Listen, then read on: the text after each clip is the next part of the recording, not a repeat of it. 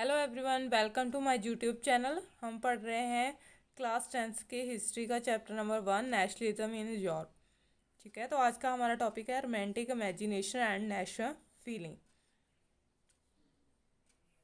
अब जो नेशनलिज्म का आइडिया है, लोगों के अंदर जो नेशनलिज्म की फीलिंग है, वो सिर्फ जो है टेरिटोरियल एक्सपेंशन से नहीं आती। जहाँ लड़ाइयाँ लड़ ली तो उससे नहीं आती है कि आपने अलग अलग टेरिटरीज को जीत लिया है तो वहाँ पे नेशनलिज्म का आइडिया आएगा उनके अंदर। ठीक है, फीलिंग आएगी कि वो सारे एक हैं। तो इस तरह से जो है नेशनलिज्म का आइडिया लोगों के अंदर डेवलप नहीं होता। तो सबसे पहले देखते हैं रोमांटिसिज्म क्या था। रोमांटिसिज्म एक कल्चरल मूवमेंट थी। ठीक है, जिसे चलाया गया था। क्यों चलाया गया था? ताकि लोगों के अंदर जो नेशनलिस्ट उनके सेंटीमेंट्स हैं उनको एक प्रॉपर जो है एक पर्टिकुलर फॉर्म दी जाए। ठीक है, लोगों के अंदर नेशनलिज्म को डेवलप किया जा सके, उसको स्ट्रॉन्ग किया जा सके इस फीलिंग को। ठीक है, इन सब में कल्चर का बहुत इंपॉर्टेंट रोल रहता है। नेशन के आइडिया को क्रिएट करने में कल्चर ने इम्पोर्टेंट रोल प्ले किया है। ठीक है, तो ये जो आइडिया है नेशंस का वो कैसे डेवलप किया गया? आर्ट के थ्रू, पोइट्री के थ्रू, स्टोरी और म्यूजिक के थ्रू जो है लोगों की नेशनल फीलिंग्स को शेप दी गई।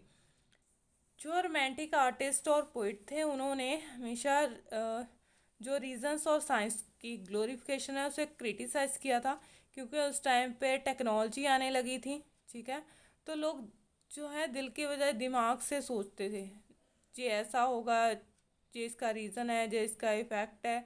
ठीक है, तो इसलिए जो है जो रोमांटिक आर्टिस्ट थे, पोइट थे, ठीक है, उन्होंने लोगों के अंदर एक शेयर्ड कलेक्टिव हेरिटेज की जो सेंस है उसे क्रिएट करने की कोशिश की थी अपनी पोइट्रीज के थ्रू, आर्ट्स के थ्रू, स्टोरीज के थ्रू।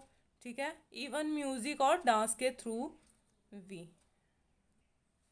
एक जर्मन फिलोसफर हुए हैं जॉन गॉटफ्राइड हर्डर। ठीक है, उन्होंने फोक सॉन्ग, फोक पोइट्री, फोक डांसेस के थ्रू जो है नेशंस जो है नेशनलिज्म की फीलिंग्स है उनको स्ट्रॉन्ग करने की कोशिश की थी। ठीक है,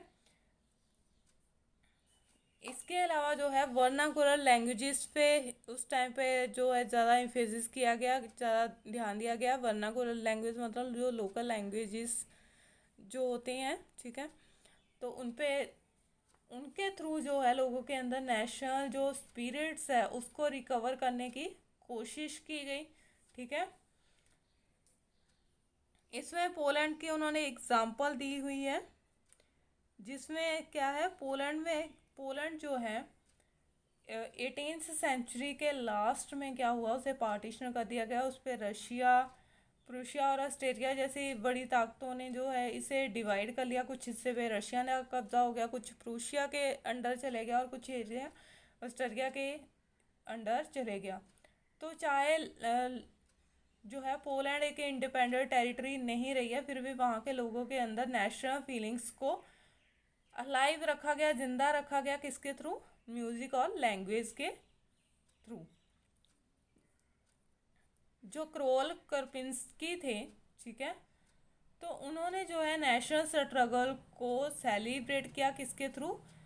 अपेरास के थ्रू, म्यूजिक, फोक डांसेस जो हैं, पोलोनाइज और मजूरका, इनके थ्रू जो है इन्होंने नेशनल जो है फीलिंग्स हैं, ठीक है, उसको डेवलप करने की कोशिश की, उसको स्ट्रॉन्ग किया नेशनल फीलिंग्स को। ठीक है, तो इनको इन्होंने नेशनल सिंबल्स के तौर पे यूज़ किया। ओपेरा, म्यूजिक, फोक डांसेस जो हुए हैं, पॉलिनाइज और मजूरका, इनको। ठीक है, तो नेक्स्ट देखते हैं लैंग्वेज का भी सबसे इम्पोर्टेंट रोल रहा है नेशनल सेंटिमेंट्स को डेवलप करने में।